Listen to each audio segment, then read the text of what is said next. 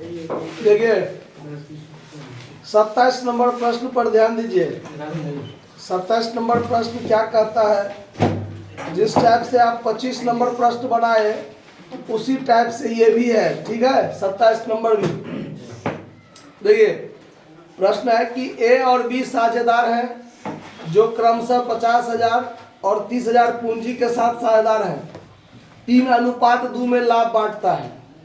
फिर है कि पूंजी पर 6% वार्षिक के दर से ब्याज तय है और बी को 2500 रुपया वेतन दिया जाना है। 2020 में फर्म का जो लाभ है वो पूंजी पर ब्याज देने से पहले परंतु बी को वेतन प्रभावित करने के बाद 12,500, मतलब बी को वेतन दे दिया गया है तब है 12,500। और फिर आगे कहता है कि मैनेजर का जो कमीशन के संबंध में लाभ का 5% आयोजन करना है, यानी मैनेजर को 5% कमीशन भी देना है।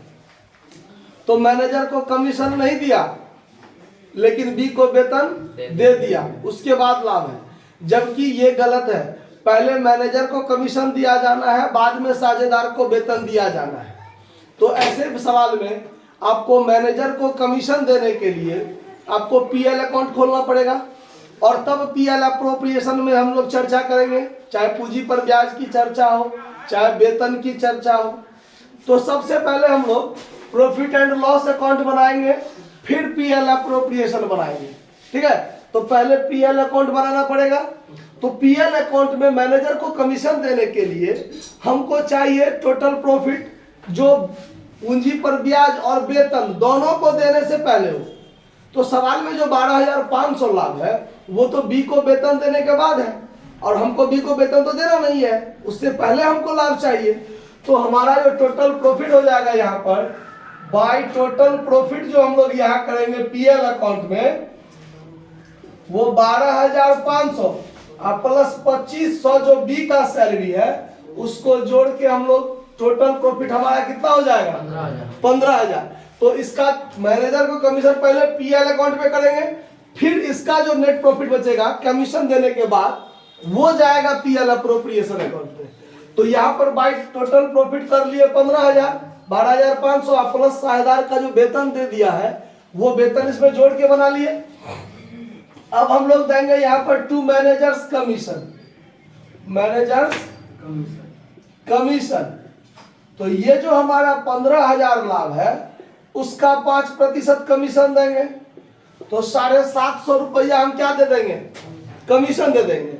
अब जो हमारा लाभ बचेगा यहाँ पर इस टोटल 15,000 में से 750 घट गया तो 14,250 बचा। ये होगा to net profit transfer to PL appropriation account, ये जाएगा पीएल अप्रोप्रिएशन अकाउंट में, ठीक है।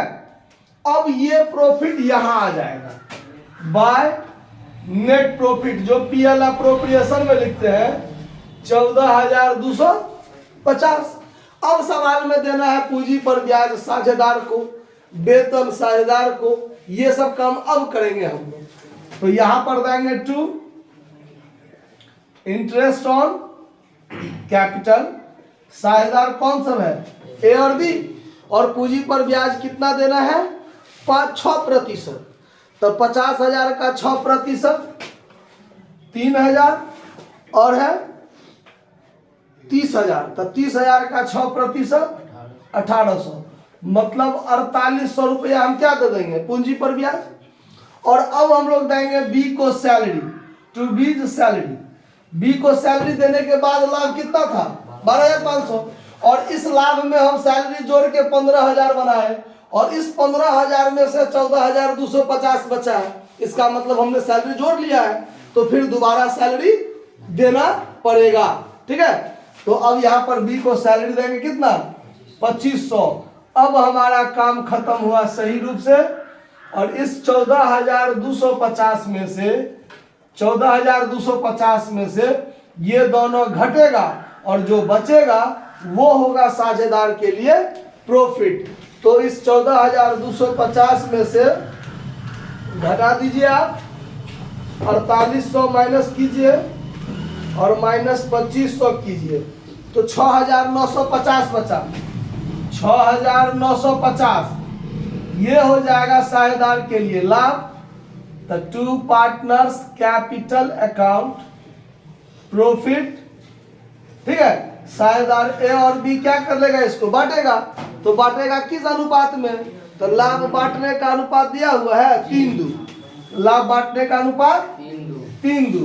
तो 6950 में आप भाग दीजिए 5 से, जो बचेगा तो 3 से गुना कीजिए तो 13 तिया 39 2 4170 ये हो जाएगा। और 13 दूना 26 1 2780 ये हो जाएगा। तो 3:2 में आप लोग को बांटना तो आता है जी, आता है। 3/5 से गुना कीजिएगा, फिर 2/5 से गुना कीजिएगा, गुना करके ये दोनों साझेदार का लाभ हो जाएगा। कोई दिक्कत समझने में, नोट कर लीजिए। देखिए इसमें इसका आंसर मिल गया। इसमें जो है पार्टनर्स कैपिटल अकाउंट का भी आंसर दिया हुआ है। तो पार्टनर्स कैपिटल चूंकि सवाल में बनाने के लिए नहीं कहा है, लेकिन उसका आंसर दिया हुआ है, तो साथ में आपको पार्टनर्स कैपिटल भी बनाना पड़ेगा।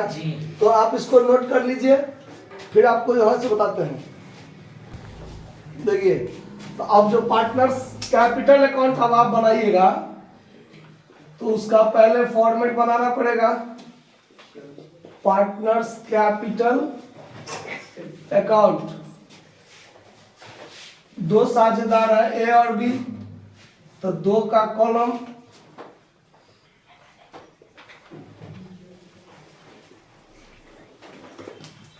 डेबिट क्रेडिट हो गया। पार्टिकुलर ए का अमाउंट बी का, पार्टिकुलर ए का अमाउंट बी का।